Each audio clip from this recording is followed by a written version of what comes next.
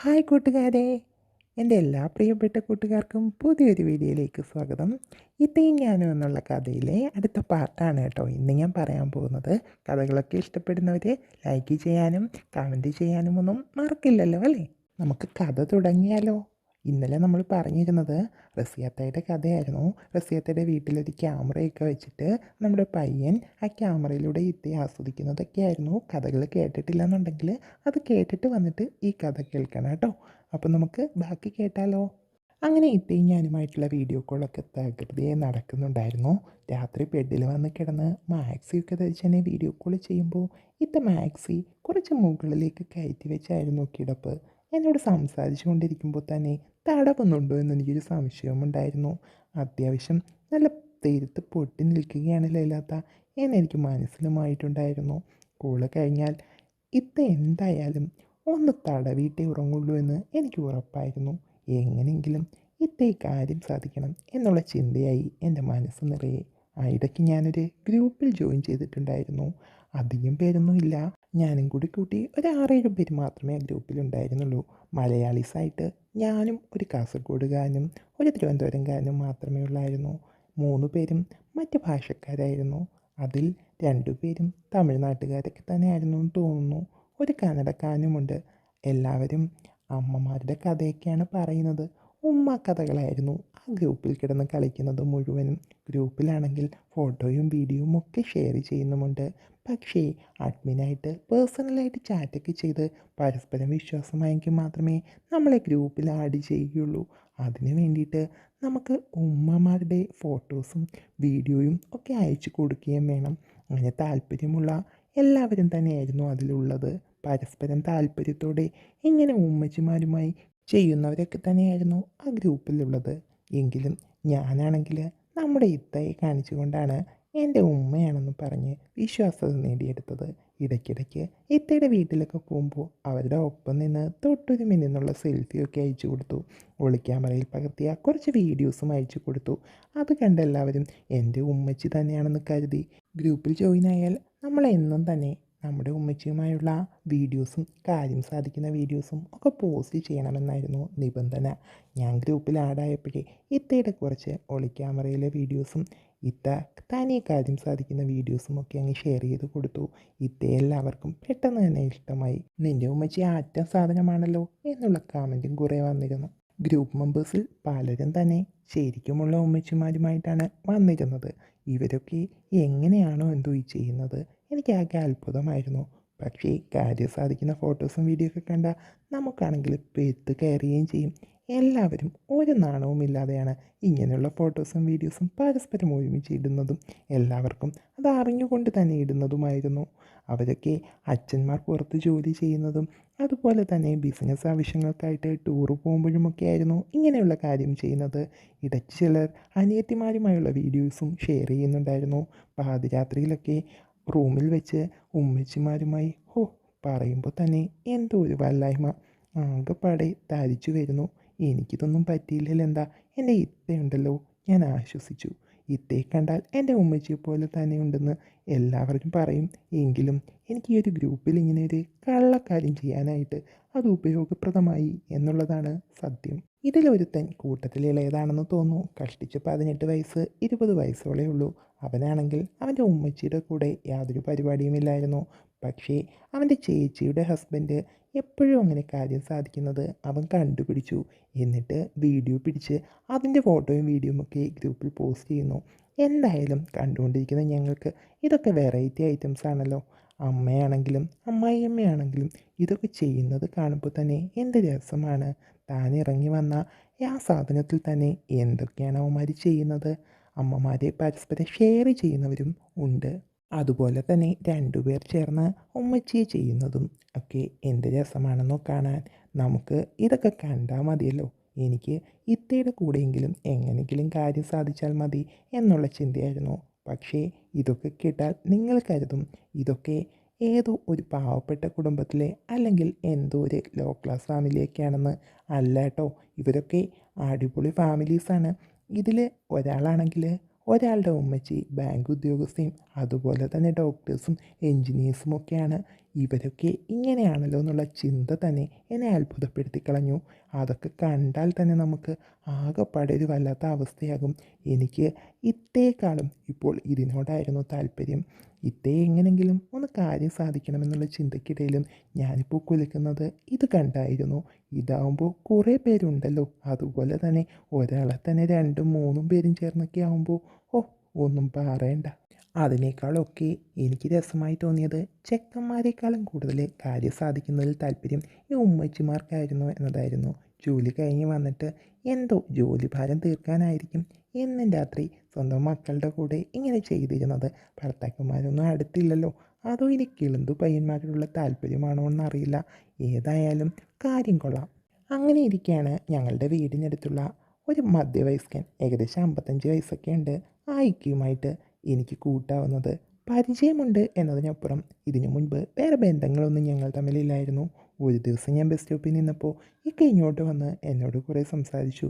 സാധാരണ എന്നോടൊന്നും അങ്ങനെ സംസാരിക്കുന്ന ആളല്ല. അത്യാവശ്യം പൈസയൊക്കെയുള്ള ആളാണ്. അതിൻ്റെ ഗമയിലാണ് പുള്ളി എപ്പോഴും നടക്കുന്നതും. എൻ്റെ അടുത്ത് വന്ന് പുള്ളി ഇങ്ങോട്ട് സംസാരിച്ചതിൽ എനിക്കെന്തോ വലിയ അത്ഭുതമാണ് തോന്നിയത്. നാട്ടിലെ തന്നെ അത്യാവശ്യം പേര് കേട്ട ഒരു പണക്കാരനുമായിട്ട് സംസാരിച്ചിരുന്നതിനാൽ എനിക്കൊരു തരം അഭിമാനവും തോന്നിയിരുന്നു. ഇക്കയെക്കുറിച്ച് ആളുകൾ പലതും പറയുന്നുണ്ട്. അയാൾ പെട്ടെന്ന് പണക്കാരനായത് എന്തൊക്കെയോ ചെയ്താണെന്നും അതുപോലെ തന്നെ ഭാര്യയും മോളെയൊക്കെ കാര്യം സാധിക്കാനായി അയാളുടെ ബോസിന് കൊടുത്തിട്ടാണെന്നും ഗൾഫിൽ അറബിക്ക് അവരെയൊക്കെ കൊടുത്ത് പൈസ വാങ്ങിയതാണ് ഇങ്ങനെ പെട്ടെന്ന് പണക്കാരനാവാൻ കാര്യമെന്നൊക്കെ നാട്ടിൽ പറയുന്നുണ്ടായിരുന്നു. എനിക്കിതൊക്കെ കേട്ടിട്ടുണ്ടെങ്കിലും എനിക്ക് പുള്ളിക്കാരൻ ഇങ്ങോട്ട് വന്ന് സംസാരിച്ചത് ആകെപ്പാടെ അത്ഭുതമായിട്ടാണ് തോന്നിയത്. ഏതായാലും ഈ ബന്ധം ഉപേക്ഷിക്കാൻ ഞാൻ തയ്യാറായില്ല.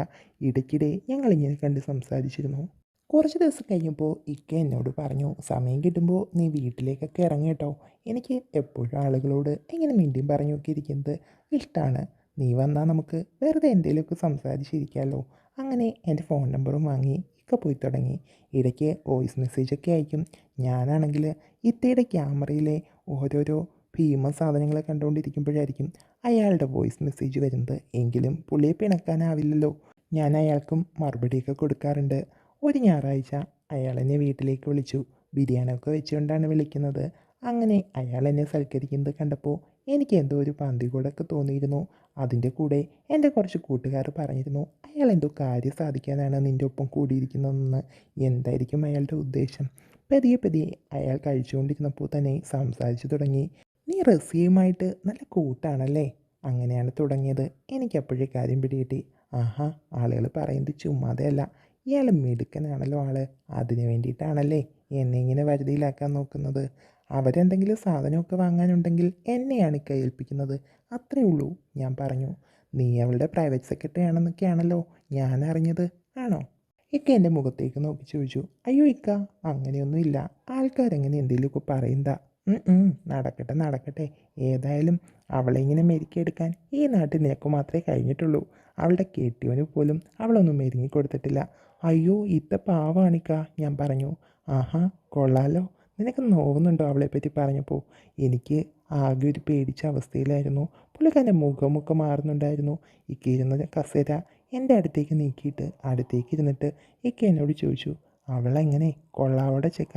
ഇക്ക, എന്താ ഇക്ക പറയുന്നത്? നിങ്ങൾ തമ്മിൽ ഒന്നുമില്ലല്ലേ? അഭിനയിക്കല്ലേ മോനെ. ഇക്ക കുറേ ആളുകളെ കണ്ടതാ. മോൻ പറ, എങ്ങനെ കാര്യങ്ങളൊക്കെ? ദിവസവും ഉണ്ടോ അതോ വല്ലപ്പോഴും ഉള്ളോ? അവളെങ്ങനെ ഇങ്ങോട്ട് വരുമോ അതോ നീ അവളുടെ അടുത്തേക്കാണോ പോകുന്നത്? ഇത്രയും ചോദിച്ചുകൊണ്ട് അങ്ങേരെ ഒരു വഷളം ചിരിച്ചു. ഞാൻ പെട്ടെന്ന് ഇരുന്നിടത്തു നിന്നും എഴുന്നേറ്റു. ഇക്ക, എനിക്കിങ്ങനെയൊന്നും പറയുന്നത് ഇഷ്ടമല്ല. ഞങ്ങൾ തമ്മിൽ അങ്ങനെ ഒരു ബന്ധമൊന്നുമില്ല. എൻ്റെ ഇത്തായെ പോലെയാണ് ഞാൻ കാണുന്നത്. ആ ശരി ശരി, മോൻ തക്കാലം ഇവിടെ ഇരിക്കുക. നീ എല്ലാവരോടും എടുക്കുന്ന നമ്പർ എൻ്റെ അടുത്ത് എടുക്കല്ലേ മോനെ. നിന്നെ കൊണ്ടൊന്നും അവൾക്ക് മതിയാവുമെന്ന് തോന്നുന്നില്ല. ഞാൻ അവളെ പൊന്നു പോലെ നോക്കിക്കോളാം. നീ എനിക്കൂടെ ഒന്ന് സെറ്റാക്കിത്താ. എന്ത് വേണമെങ്കിലും നീ പകരം ചോദിച്ചു. കുറേ നാളായിട്ടുള്ള കൊതിയ. ഇക്ക പെട്ടെന്ന് കുറച്ച് നോട്ട് പോക്കറ്റിൽ നിന്നെടുത്ത് എനിക്ക് തന്നു. എന്നിട്ട് പറഞ്ഞു, ഇത് അഡ്വാൻസ് ആയിട്ട് കരുതിയാൽ മതി കേട്ടോ. ഇനി എത്ര വേണമെന്ന് നീ പറഞ്ഞാൽ മതി. എനിക്ക് കാശിന് കുറവൊന്നുമില്ല. ഇതാണ് വേണ്ടത്. ഇത്തേ ഒന്ന് വേണമെന്നാണ് പുള്ളിക്കാരൻ പറയുന്നതെന്ന് എനിക്ക് മനസ്സിലായി. പുള്ളിക്കാരൻ നല്ല കൊതിയാണത്രേ. ഇങ്ങനെ എപ്പോഴും ഒന്ന് സെറ്റാക്കാൻ നോക്കിയിട്ടുണ്ട്. ഇത്ത ഓടിച്ച് കാണും. എന്തോ എനിക്ക് ഉള്ളിൽ ചിരി വരുന്നുണ്ടായിരുന്നു. പക്ഷേ ഞാനവരെ ഇതുവരെ ഒന്നും ചെയ്തിട്ടില്ലെന്ന് എങ്ങനെ ഇങ്ങനെ പറഞ്ഞെന്ന് മനസ്സിലാക്കും? ഇക്ക, സത്യമായി ഞാൻ പറയുന്നത്, ഞാനും അവരും തമ്മിൽ ഇതുവരെ അങ്ങനെയുള്ള ബന്ധമൊന്നുമില്ല. പെട്ടെന്ന് ഇക്ക ദേഷ്യത്തോടെ പറഞ്ഞു. എൻ്റെ പൈസയും വാങ്ങി പോക്കറ്റിലിട്ടിട്ട് ഒരുമാതിരി വർത്താനം പറയരുത്, കൊന്നു കളയും ഞാൻ, നിനക്കറിയില്ല എന്നെ ശരിക്കും. അപ്പോഴാണ് ഇക്കയുടെ മരുമകൾ പെട്ടെന്ന് അങ്ങോട്ട് വന്നത്. അണിഞ്ഞൊരുങ്ങി തന്നെയാണ് വന്നത്. എൻ്റെ കണ്ണ് തള്ളിപ്പോയി. ശരിക്കും സ്വർഗത്തിലെ മാലാഖയെ പോലെ ഉണ്ടായിരുന്നു അവൾ. 30-നടുത്ത് പ്രായം കാണും, പക്ഷെ ആറ്റം സാധനം തന്നെ. എന്തൊരഴകാണ് പെണ്ണിന്. അവളുടെ ഭർത്താവ് വിദേശത്താണ്. എന്തൊരു മണമാണ് അടുത്തേക്ക് വന്നപ്പോൾ. ഏതോ മുന്തിയ ഇനത്തിലുള്ള ഏതോ അത്തറാണ് തേച്ചിരിക്കുന്നത്.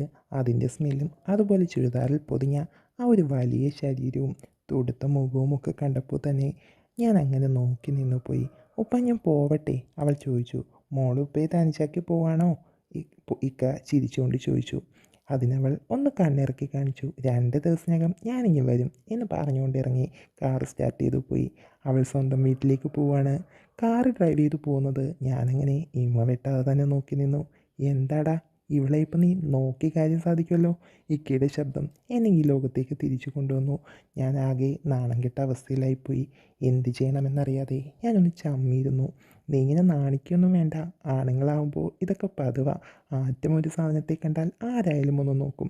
ഇക്കയുടെ വാക്ക് എനിക്കെന്തോ ആശ്വാസമായി.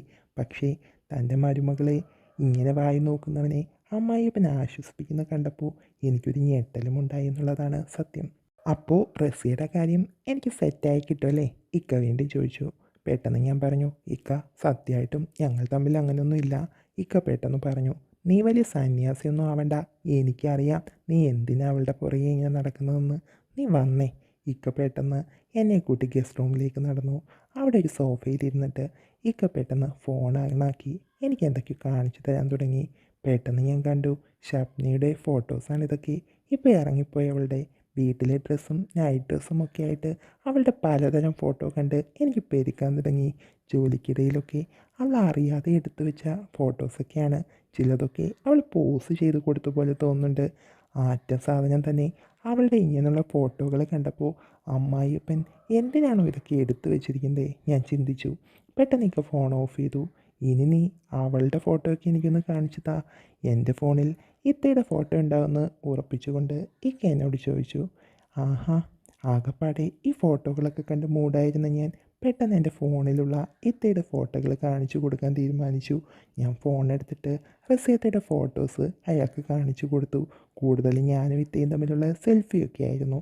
ഇത്തയുടെ വീട്ടു ജോലിക്കിടെയുള്ള ഫോട്ടോസൊക്കെ ഉണ്ട്. അതൊക്കെ കണ്ടപ്പോൾ ഇക്കയ്ക്ക് മൂടാവാനായിട്ട് തുടങ്ങി. ഇക്ക പെട്ടെന്ന് അയാളുടെ ഫോൺ വീണ്ടും എനിക്ക് എടുത്തു തന്നു. അതിലാണെങ്കിൽ കുറച്ച് വീഡിയോസ് ആയിരുന്നു. അതും അവളുടെ തന്നെയായിരുന്നു. മുറ്റം തൂത്ത് വൃത്തിയാക്കുന്നതും അലക്കുന്നതുമൊക്കെ ആയിരുന്നു വീഡിയോ. പക്ഷേ അപ്പോഴൊക്കെ കുനിഞ്ഞു നിന്ന് തൂത്ത് വാരിപ്പോഴുമൊക്കെ എന്തോ മാറിടങ്ങളൊക്കെ പകുതിയും പുറത്താക്കി അവൾ അങ്ങനെ നിന്ന് കൊടുക്കുകയാണ് അമ്മായിയപ്പന് വീഡിയോ എടുക്കാനായിട്ട്. ആഹാ, പെണ്ണ് കൊള്ളാമല്ലോ. ഞാൻ ആകെ പെരുത്തു. കഥ ഒരുപാട് നീണ്ടു പോകുന്നുണ്ട്. അതുകൊണ്ട് ഇതിൻ്റെ ബാക്കി ഭാഗം നമുക്ക് അടുത്ത ഭാഗമായിട്ട് കേൾക്കാം. വീഡിയോ ഇഷ്ടപ്പെട്ടാൽ ലൈക്ക് ചെയ്യാൻ മറക്കല്ലേ.